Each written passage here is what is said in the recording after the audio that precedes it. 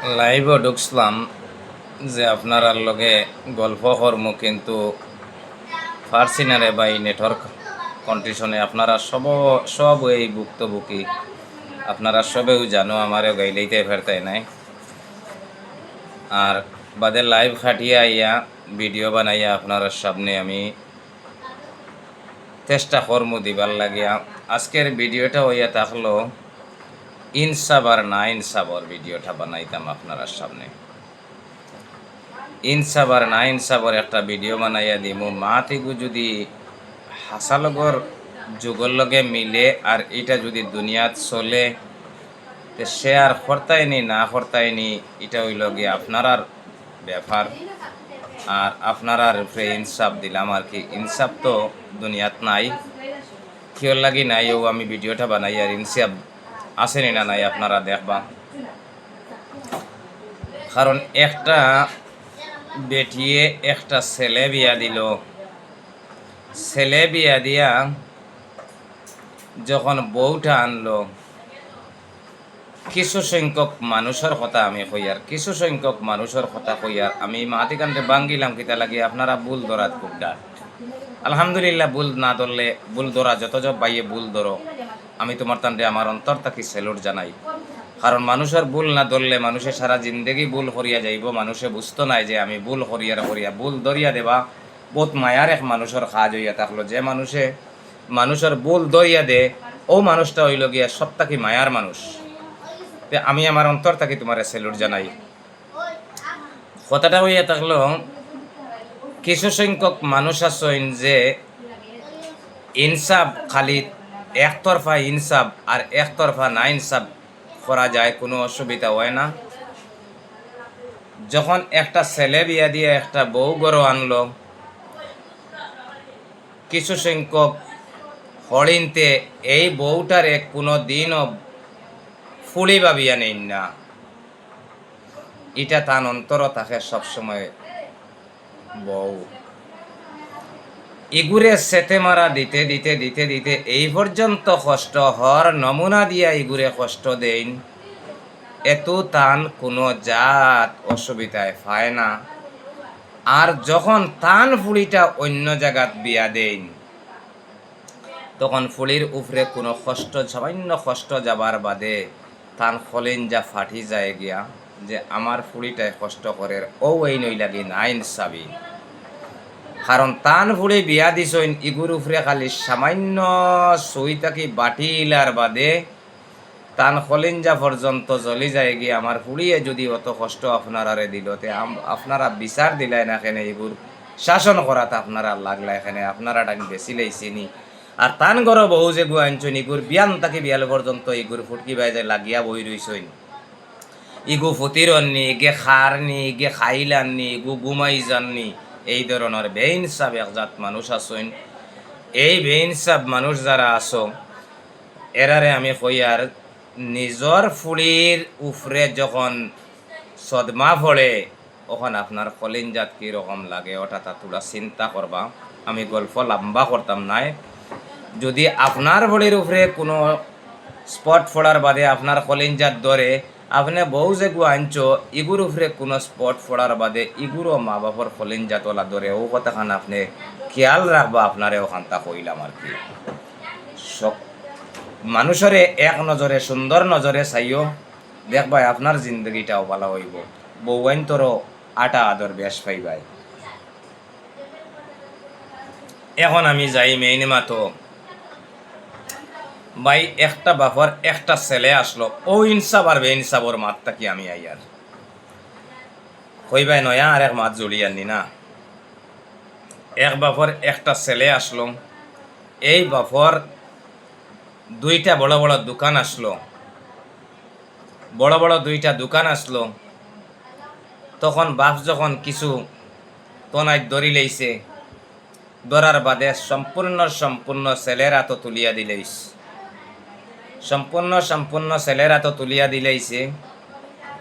বাপ সচল অবস্থায়, অচল অবস্থায় নাই যে একবারে ফড়ি গেছে মানুষটা, এরকম নাই। সচল অবস্থায় বেটার ও কথা জ্ঞানের মাঝে আইছে, মাথার মাঝে আইছে যে আমি বিবনে তো আমার ছেলে কাজ কারবার শিখতে লাগবো, আর নাই তো এই গুফরর আল বাইতো। এর লাগে আমি থাকা অবস্থায় বাচ্চার আতঙ্ক সারাটা তুলিয়া দিয়া আমি দেখিয়া যাই আমার বাচ্চাটা কতটুক পর্যন্ত সফল হইতে পারবো, খায় কারবার টিকাইতে পারবো নি, আমার ব্যবসা বাণিজ্যরে ধরিয়া রাখতে পারবো নি। এইভাবে বাচ্চাটারে হাতও তুলিয়া দেওয়া হয়ে গেছে গিয়া। যখন দিছে দেখা গেছে বাচ্চায় এত সুন্দর করিয়া আর কি বিজনেসটারে ধরিয়া রাখছে বা বিজনেসটা চালার বা চালাইতে পারবো। তখন ছেলেটারে বিয়া দিছে, ছেলেটারে বিয়া দিয়া একটা বউ আনছে। একটা বউ যখন ঘরে আনলো, বউয়েও খুব সুন্দরে চালায়। একটা কর্মচারী বেটি ঘরের মাঝে রাখলো, যে পরিবার তো আছে আলা পরিবার, একটা কর্মচারী বেটিও রাখলো যদি ঘরের কাজ খাম যেটা আছে এটাও বেটিটাই করিলায়। যাই হোক, একদিন বাবাই কইল, বৌমা ফ্রিজও কোনো ফল উল আসেনি। কারণ বাবাই প্রত্যেক দিন সামান্য সামান্য ফল খাইতো, আর এটা এই বউটার খালি চকুর মাঝে জ্বলিত, কলিঞ্জার জ্বলিত, যে মা গো কোনো ফল উল আসেনি ফ্রিজের মাঝে, আমি তো ও টাইমে একটা ফল খাই। তখন তাই কইছে, না বাবা, তোমার ছেলে তো কালকে কোনো ফল চল আনছই না, ফ্রিজের মাঝে কোনো ফল নাই, কিন্তু ফ্রিজও 3 জাত ফল আছে, আপেলও আছে, আমও আছে, আরও কোন বস্তুটা আছে ছেলে আনছে শুধুমাত্র বাবার লাগিয়াও আনছে, আর তারার সময় বিশেষ খাইতা করি আনছেন। তখন বউটাই কইছে, না মা বাবা কোনো ফল তো নাই। এই কথা ইকান কিন্তু ছেলে শুনছে, আড়াল তাকিয়া এই কথাটা শুনিলিস,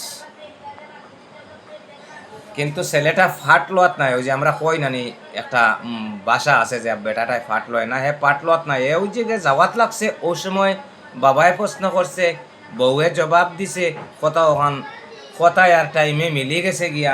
তখন তোরা দম লইছে যে জিনিসটা আমি বালা করি সমঝি। যখন নাই কইছে, ছেলেটার বড় কষ্ট আইছে, বড় কষ্ট আইছে। ভাই ছেলে সন্তান বানাইলে এইরকম বানাইও, আপনারা শুনিয়া যাও। ও বড় কষ্ট আইছে। যাই হোক, তো বয়স গেছে গিয়া, হে তার ব্যবসাত গেছে গিয়া, দোকান চালানিত গেছে গিয়া। একটা দোকান আছে, একটা গ্যারেজ আছে, আরও একটা খাই খারবার আছে, সম্পূর্ণ এই ছেলেটাই চালার। বাবার আত্মাকে তার নিচে গিয়া, মানে বাবারে আর কষ্ট দিত না করিয়া।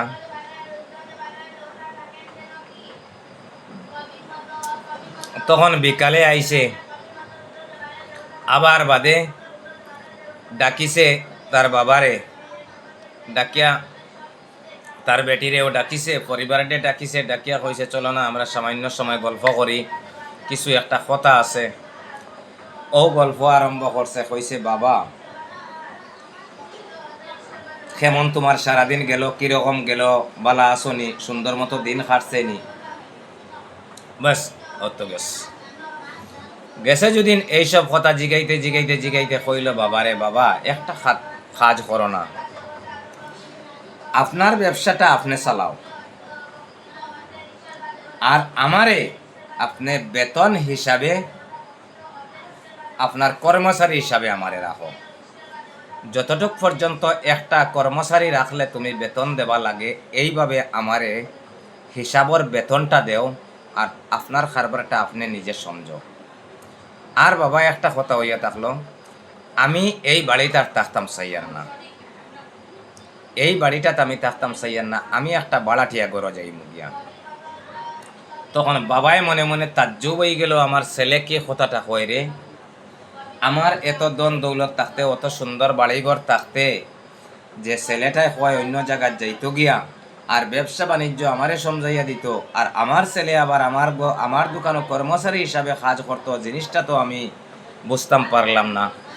এই কথা বাপে মাতার লগে খেলাইতে এই কথাটা বাবায় মাথার লগে খেলাইতে খেলাইতে মেয়ে উঠিয়া তার বউয়ে উঠিয়া পরিবারে উঠিয়া জবাব দিল, খেনে এই কথা আপনি কিতা কিরকম কথাটা কইলা, ও কথা হবো আপনার বনলনি যে আপনার বাবার সম্পত্তি, এটা তো আপনার বাবার সম্পত্তি, আপনার বাবার দোকান, আপনার বাবার বিজনেস, আপনার বাবার ঘর দরজা, আপনার বাবার অত সায় সম্পদ, আপনার বাবার দোকানও আপনি তাকতায় আর আবার কর্মচারী হিসাবে তাকতায়, তার কারণ কিতা?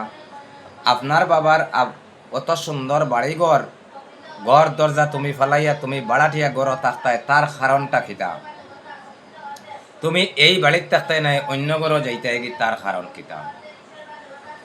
তখন বাপে কইল, মা গো আমারে তোলা বুঝার সময় দেও। বলে, বাবা না না না, ইনো বুঝার কোনো মাত নাই, আপনি জিনিসটা বুঝতাই নাই, আমি আপনার ছেলের লগে মাতি, আপনি শুনো। মেয়েটাই এই কথা হওয়ার লগে লগে বাবা আরো থোড়া গভীরভাবে চিন্তা লাগাইল, চিন্তাত পড়লো যে কিতা কারণটা হইল। তখন এই কথা ছেলেরে আর জিগাইতে পারলো না। বলে, বাবা এর দুঃখটা, তুমি অত বড় দুঃখটা কিতা লাগে ফাইলাই আর কিতা লাগি হইল? তখন তো মেয়েটার পাল্লাতে মাত তো বাপর মাতও আর খানর গলির জায়গা দে না। তখন স্বামীয়ে জবাব দিল, বলে, আমি কিতার লাগি কইয়ার যে বাড়াটিয়া গড় যাইতাম, তুমি জানতে চাওনি? বলে, হ্যাঁ। বলে, কিতার লাগি আমার বাবার দোকানও আমি কর্মচারী হিসাবে থাকতাম, এটা তুমি জানতে চাওনি? বলে, হ্যাঁ আমি জানতে চাই। বলে, কিতার লাগি তোমার বাবায় তোমার বেতন হিসাবে কর্মচারী লেখাইন পয়সা দিতা, লিমিটেড পয়সা দিতা, এর কারণ কিতা? বলে, এর কারণ কিতা তুমি জানতে চাওনি? বলে, হ্যাঁ আমি জানতে চাই। বলে, বাবা তুমিও শোনো, আমি গতকাল আইতে সময় 1 কেজি আম আনছি, 1 কেজি আপেল আনছি, 1 কেজি শশা আনছি। তখন সকালে যখন আমার বাবায় আমার পরিবার ডে তোমারে জিকাইলা, বলে কোনো ফল আসেনি, তুমি খেনে আমার বাবার সম্পদ যদি হইয়া থাকে, আমার বাবার দৌলত যদি হইয়া থাকে, তা হইলে তুমি না করলাই কোন কারণে?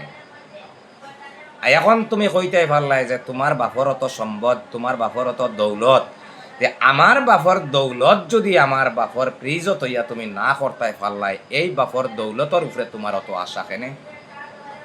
ভাই ছেলে লেখান ছেলে বানাও, ভবিষ্যতে জিন্দগি পর্যন্ত ইয়াদ করবাই, বা ছেলেও মানুষ লেখানি মানুষ বানাও। তখন কইল, যদি আজকে আমি কিয়র লাগি এই কথা কইলাম, যে আমার বাবায় যদি তার নিজের হক যদি তাই না খাইতে সময় ফাইন নাতে, আমার বাবার বিল্ডিং গোয়াইয়া আমি নাক ডাকাইয়া ঘুমাইতাম আর বাহাদুরি করতাম, আর আমার বাবায় এক জিনিস জানে কইলে খাইতে পাইতো না। কারণ এই বাবার সম্পত্তির মাঝেও জেলা, আমার বাবার সম্পত্তির মাঝে যখন বাবার দাবি নাই, তে এই সম্পত্তির মাঝে আমারও দাবি নাই, আর আমার বিবিরও কোনো দাবি নাই। কারণ একতরফা যদি এখন আমি কই যে আমি যাইতাম গিয়া বেটি কাদাই দিতাম, এটা হইব গিয়া আমার না ইনসাফি না। আমি বেটি কাদাইতাম না, বেটির লগে হইয়া আমিও বার হইয়া যাইতাম গিয়া, ওটা হইল গিয়া আমার ইনসাফ।